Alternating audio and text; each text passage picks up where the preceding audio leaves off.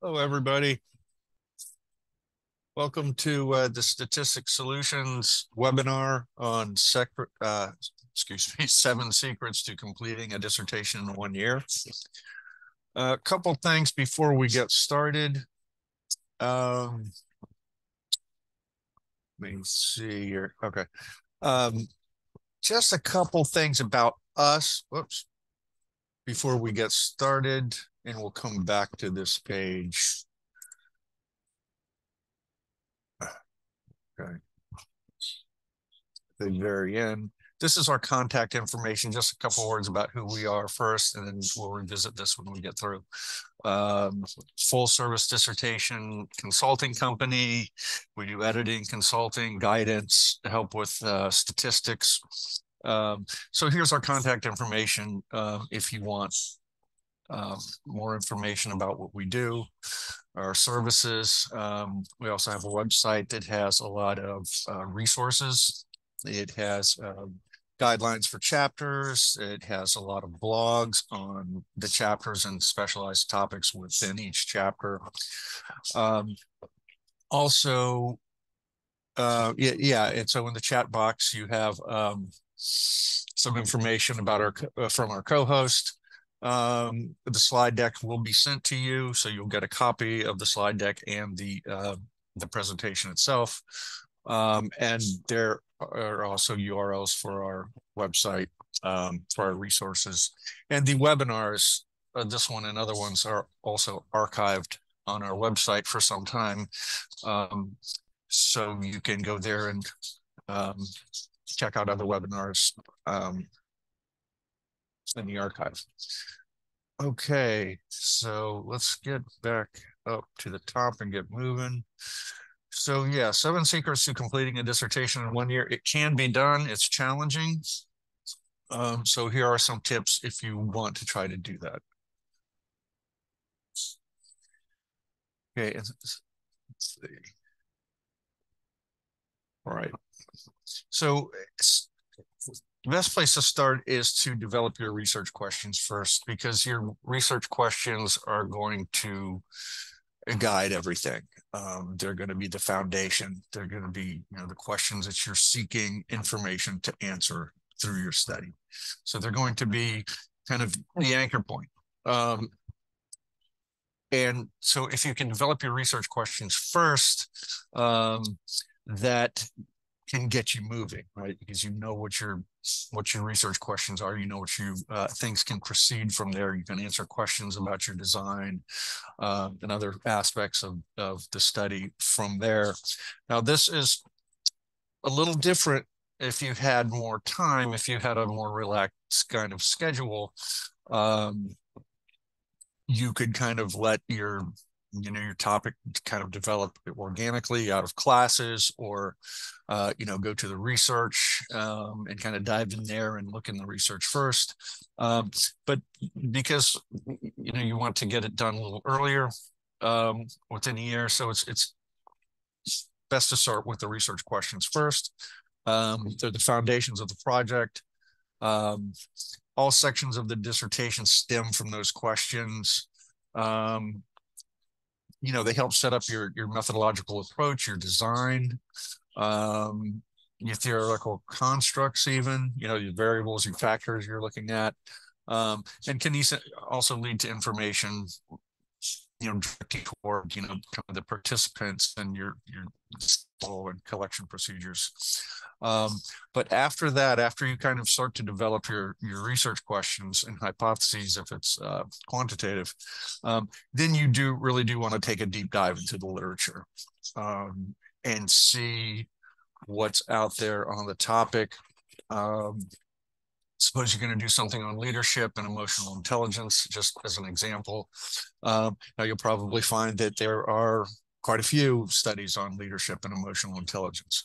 Well, you're going to have to kind of look in the literature to see how you can tweak it, right?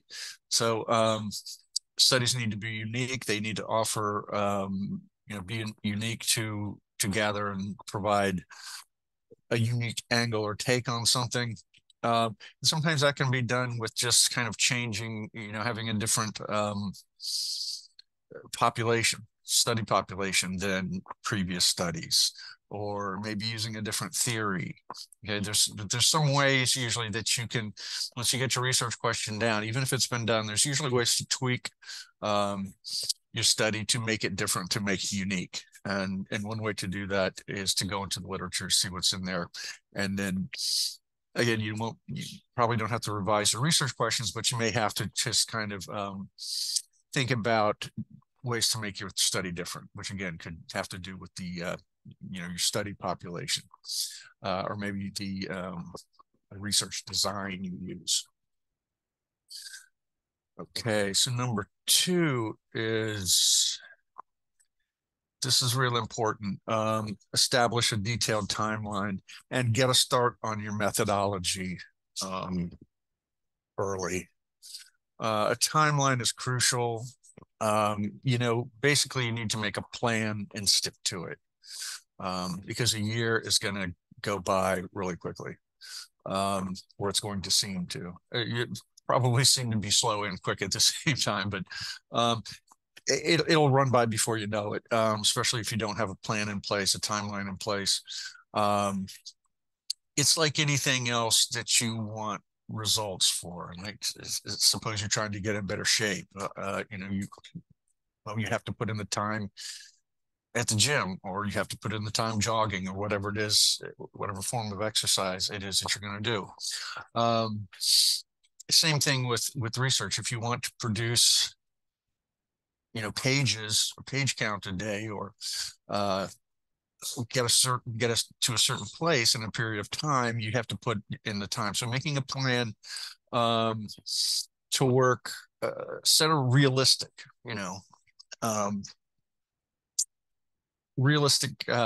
timeline, or in a realistic work schedule. And it can be flexible. You're gonna have to be flexible to some extent, but usually, well, not usually, always, steady incremental work is better than bingy work. When I say bingy, I mean binge writing, which is you don't work on it for a week, and then because you have a Saturday where the kids aren't going to be around, or you have a big block of free time on a weekend, and you're like, I'm going to work on the weekend and work all weekend. Take advantage of those times, certainly, but don't rely on binge writing, right? Because it's usually not regular. It's usually not consistent. And then there's big gaps, usually when you're not, if you're binge writing, that you're not working on it, and that you lose momentum.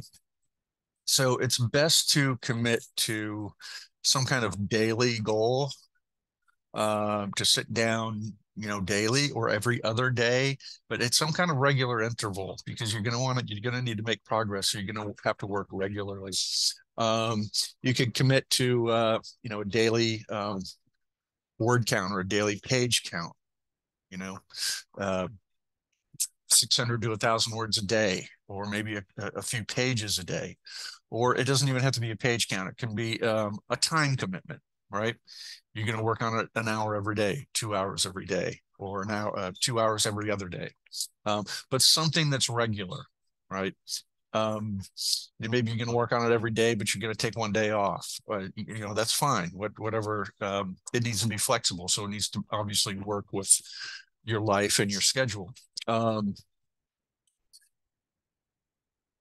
it needs to be consistent and regular. That doesn't, can't miss. Once. If you start missing more often than you're hitting, then that's a problem, right? It's like going to the gym, which I mentioned earlier. It's like, I just don't feel like it today. I'm tired. Okay. All right. Well, start doing that with your writing. It's, you're going to start to get behind. And give yourself a little time to, when you sit down to write, or when you're doing research, whatever it is, you have to kind of, it takes a few minutes to get back into the kind of rhythm, to find out where you were. So think about that when you're making up your time. Yeah, block time on your schedule for writing, and this can be for writing and other aspects of the dissertation too, because sometimes we're not writing, sometimes we're just kind of reading, or sometimes we're we're doing research, we're looking for articles, or sometimes we're just thinking. So those components too, if you're just doing that, that's work on your dissertation. It's not necessarily writing, but it's work. Create a step-by-step list of your methodology when you can. Get started on this early, because the methodology is really important and it's going to take some time. So basically, with the methodology chapter, what they're looking for is something that's so detailed, almost like a recipe, right? That another person, you could hand your methodology to another person, they could read it and follow it and do exactly what you intend to do. So that's how kind of detailed and kind of well put it needs to be. So it's a good thing to get started on that early. You probably won't have all the you might not have every little thing worked out about your methodology yet. That's fine. You can plug those things in as they come along, but you should get started on it.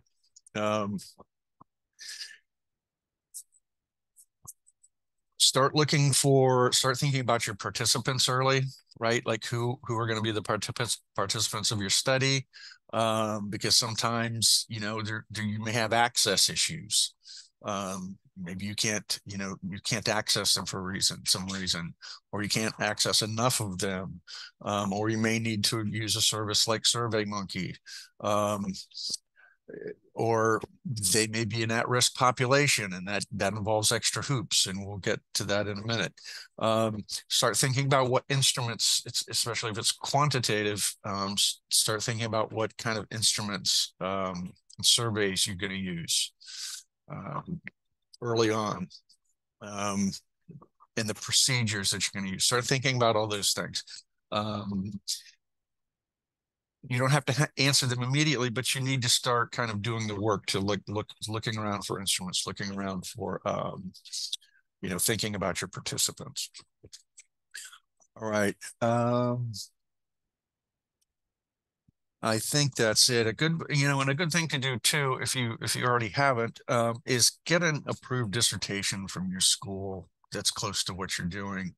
That way you can see, concrete example of here's how somebody handled their methodology chapter. Okay, and create a step-by-step list of your methodology. And again, that goes to the kind of recipe-like nature of the methodology, the kind of detail that's needed. So again, remember that if you handed your methodology chapter to somebody else, they would be able to replicate it. That's how kind of informative and detailed it would be. Okay. Number 3, anticipate participant recruitment process and challenges. Anticipate what you need for the recruitment process and any challenges that might go along with those. One of these would be, okay, and have contingency plans in place. That means, have a plan B if like your first group of participants, you can't use them for some reason. Have a plan B in place. And one of these is, vulnerable participants or at-risk populations. These are folks like minors, right? Incarcerated individuals, individuals with mental challenges, mental handicaps. They're protected populations. So if you want to, complete the dissertation in a year, you might want to stay away from those populations. And not because they're not worthy of study, they're completely worthy of study. But it's going to take your IRB process is going to be more lengthy and more involved, because they are protected individuals. You're gonna have to take extra steps. You're gonna have to detail those steps. So the internal review board process, is going to be longer and more meticulous. So it's something to think about if you're trying to, to do the dissertation in a year, that these groups require more work to go through IRB. So you may want to avoid them. Again, not because they're not worthy of study, they completely are, but because of the time constraints involved. It's also good to, get a hold of your school's, not only the template for the dissertation, but just the guidelines for the process of the dissertation. You should get a hold of this as early as possible and start looking over it. Expectations, what's expected of you as a student, what's expected from your professors. What is the IRB process? What does it mean? What are you expected to do in that? So just kind of familiarizing yourself with the process generally is going to help when you get there. So you're not kind of trying to familiarize yourself with the process and do the work at the same time. So getting a little jump on that helps. Talk about your ideas with others. Just bounce your ideas off other people. Of course, especially your chair. That's going to be the most important person because that is the person that's working with you most closely. And has the power of the pen, so to speak, who's going to be signing off and who okays everything. But it's also okay to talk about your ideas with your friends, your family, just to kind of get your ideas out there, share your ideas, what you're thinking about. Number 4, utilize a reference librarian and citation management tools. Reference librarians are invaluable. They really are. When you get to the literature review section, especially, because you're expected to provide a comprehensive review of the research on your topic.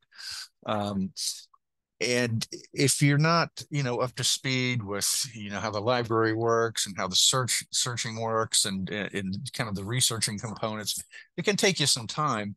So enlist the assistance of a reference librarian. It's part of their jobs to help students. So you're not kind of, you're not being demanding any special treatment. It's just, it's part of what they do. And they're happy to do it. And some universities online, when you access their library online, usually it will have a box that says, do you need help? Right? Or do you need the assistance of a librarian? And you can use that, or sometimes you can set an appointment with one where you just, you have an appointment, set amount of time, and just tell them what your project is and what you need. And they can help you with the search process. Or any of your school's resources like that. I know some schools have writing centers that help in some capacity. So any kind of support, university support like that you can use, avail yourself of. It's part of what you're paying for. So remember that.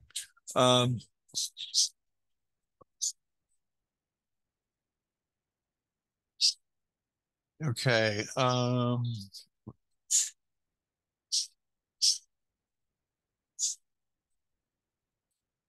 Create a table of evidence. This is going to help you when you write your lit review. A table of evidence, I should have an example here. I'll embed one in the next presentation. It's simply a grid, and on it has columns. And the columns say things like researcher's name, title of the article, purpose, research questions, method of analysis, findings. In other words, what you're doing is you're creating a table, and for every study you review, you can pull out what were the research questions for this article. Okay, what was the purpose for this article? What was the method? What kind of study was it? What were the findings, which is very important. And so, because you're going to have a lot of, for the lit review, you're going to have a lot of research, you're going to have a lot of articles. So when you sit down to write it, this table of evidence, it has all the important points pulled out. You've already done that part, and it's in this table. So when you write it, your lit review can refer back to that table of evidence. Also explore citation management tools, things like EndNote, Zotero is another one, Mendeley. These are tools that help you manage all your articles, your references. I've used Mendeley in the past. So I don't recommend one over another. I would just, if I were you, just check them out, see what they have, what they offer, what they can do, see what works for you or which one you feel better using. Now you don't need to use one of these, but if you don't, you are going to have to keep you. I mean, you can use a spreadsheet if you want. You can use a Word document. It doesn't matter. But you are going to have to keep track of your references, right? Because you're going to find a reference. Oh yeah, I want to use this one, and you use it. Maybe then you decide you don't want to, you pull it out, or you keep including citations, right? So every time you do that, you put one in that needs to go on your references list for your study, right? Your references section. So it needs to be current and have everything, that you're using on it. I mean, if you're not using a reference, it doesn't appear, right? Like say you've looked at several and they're all close, but you're not going to use them. If you don't use them and they don't appear in the text, you don't put them on your references page. But you need to kind of keep that references page up because you don't want to leave it till the end. Because if you do, it's going to be really hard to go back and figure out what you used and to create the reference page, kind of retroactively. That's kind of that's not so fun, and it's a little difficult and times consuming. So keeping your references page up with or without tool, a references management tool, you need to do that. That'll be very helpful. Okay, and remember for the lit review, when you're writing the lit review, and the lit review is difficult. I'm not gonna lie. It's they're usually long. You have to synthesize a lot of material, but you're building an argument. You're not just kind of reviewing studies on your topic. You are, but you're also seeing what those studies contain and what they don't contain, and how maybe they've covered your topic, but not in the same way that you have. So you want to highlight those things that the studies have focused on, and also highlight what they haven't focused on, and hence that supports the need for your study. Okay. We went over the table of evidence, citation tools. All right. And you can get started on the, collecting literature at any time. I mean, early on, even when you're starting on your research questions, start, if you find an article that you think, hey, this looks good, I'm gonna use this, keep it, get the citation, the bibliographic information for the citation, put it in your will use file. So that's a good thing too, to start early, is collecting material for your literature review. Okay, the next one is get organized with your reviewers. This is your chair and your other committee members. This is just about working with them and getting organized with them. Tell them you want to try to knock it out in a year. Part of this has to do with being aware of expectations, which we talked about a little earlier. Get a hold of not just your school's template for the dissertation, the format that it goes into, but also, if there's a dissertation handbook or a graduate student handbook, look at the expectations for you as a student. Look at the expectations for your chair and your committee, because they have roles and duties and responsibilities. Sometimes the handbook will say they have so long to turn around, when you send them work to review, they have 2 weeks or something, or, some schools don't, some schools do. But just be aware if there's any kind of, guidelines for that, expectations. Set deadlines. We talked about this with time management. Set deadlines for having something due. Okay, I'm going to get my research problem section to my chair on this date. And while they're reviewing that, I'm going to work on this other section, right? And you can do that too. So like if you have work that's your people are reviewing, you can work on something else at the same time. So you don't just have to kind of sit there and wait. Get written feedback. This is almost goes without saying. I mean, most of the feedback is going to be written in comments, but you're also going to be meeting with your chair as well, sometimes through Zoom or phone calls. But the kind of upshot here is just have a good, polite, professional working relationship with your chair. There's no reason not to. If you set a deadline and you're going to miss it, that's okay. Just don't do it too often. I mean, life happens, things happen, things change. Just stay in communication with your chair. If that happens, say, oh, look, I'm sorry, but I'm going to get it to you and, next week, whatever, because things do happen. Again, try not to, fall off your schedule too often. Just stay in contact with them. And remember, chairs are people. They're busy. They have their own schedules and things going on. So, try to be accommodating if they have, like, I have to take a little extra time with this. But usually they should be good about getting back to you in the times that they've told you. And that's it. And sometimes your other reviewers beyond your chair, usually they come in a little later. Your chair kind of gets things, where they look, good enough to show the other reviewers. Sometimes, though, you'll be working with your methodologist, a little more. If you're working on the, the methodology chapter, your chair might say, okay, this person knows more about quantitative research than I do, so I'm going to let them handle it. So sometimes that happens too. But the same thing applies. Just have a polite, professional working relationship with your reviewers. Also, don't be afraid to contact your chair. I get this when I work with people sometimes. They're intimidated by their chairs, and sometimes it's not really anything that the chair has done. They think, oh, they know so much, and I feel so stupid asking these questions. You kind of have to get over that. To be in grad school, you kind of have to have a thick skin, meaning, yeah, you are going to make mistakes, but that's okay because this is the first time you've done it, right? This is you're learning how to do it. So you're not expected to know everything. You're not expected to get everything right on the first try. So keep that in mind, and don't fall out of touch with your chair. That's the quickest way to get behind, right?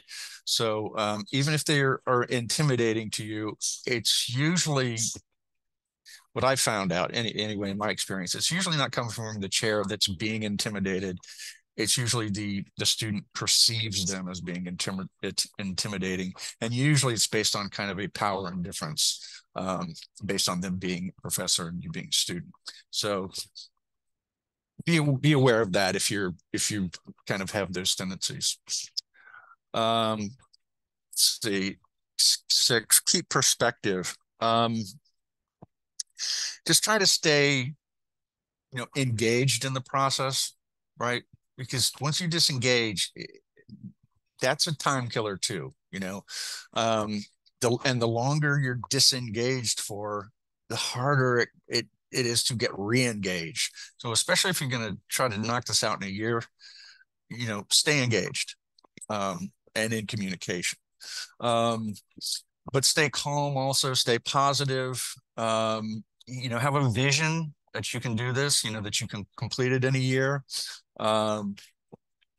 stay in balance, stay, work-life balance, try to keep that all in perspective, have a positive attitude.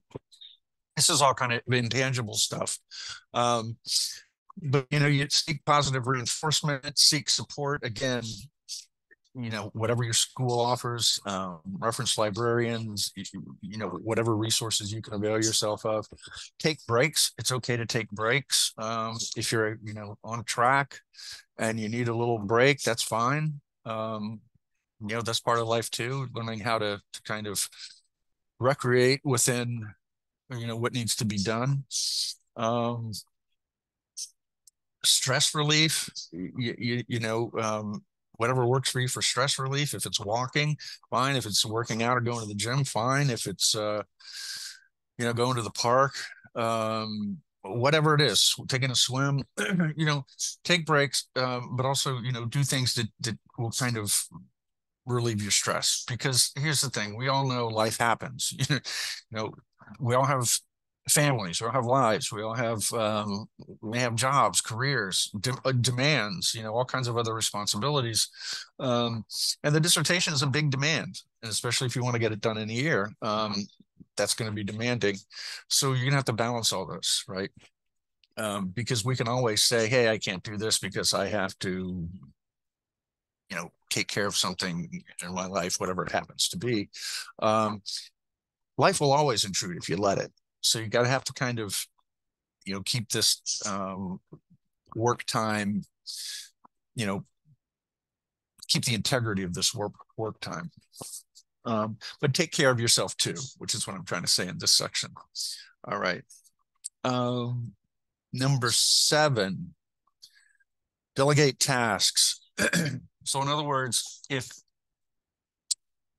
you need to hire statistician because you're not great with stats, and fine, do it. Most schools are fine with that. Or a consultant or an APA editor or a transcriptionist. If you're doing qualitative research, now you have hours of interviews, they need to be transcribed. Not difficult, but it's kind of lengthy. It's kind of tedious. If that's something, especially if you want to get done in a year, that you can hire somebody to do that for you while you use that time to do something else, and you can afford it, obviously, do it. I don't think transcriptionists are that expensive anyway. The point is, if you need help and you can afford it, and obviously it's within the bounds of the ethics of the school, do it. If some people that we work with may have research assistants because they're in the academy already. Obviously, use those folks if you can.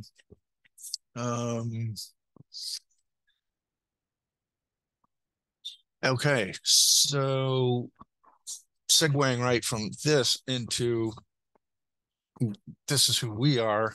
Again, if you need help with something, we are an option. So here's our contact information. If you want to set up a time to talk with one of our salespeople, they'll run down what we offer, pricing, and you can just see what works for you. And we offer everything from help with just certain chapters to all chapters to certain sections. So there's a wide range in there. And again, even if you don't do that, check out our website. It just has resources on it, and like I said, blogs and links that will be helpful to you. And that's really it. Oops. I'm going to leave that up, but I'm going to open things up. If you have questions, I'll try to answer them.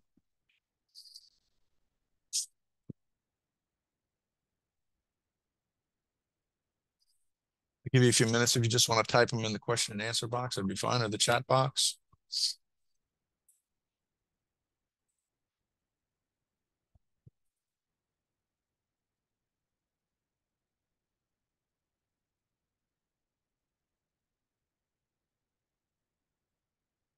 Okay, so no questions. All right, well, I'm going to let you go. Remember, check the website too to see what other webinars we're going to be offering. We offer them on different chapters and different specialized topics within the dissertation, so check that out. All right, I want to wish you a great rest of your day. Take care, everybody. Thank you.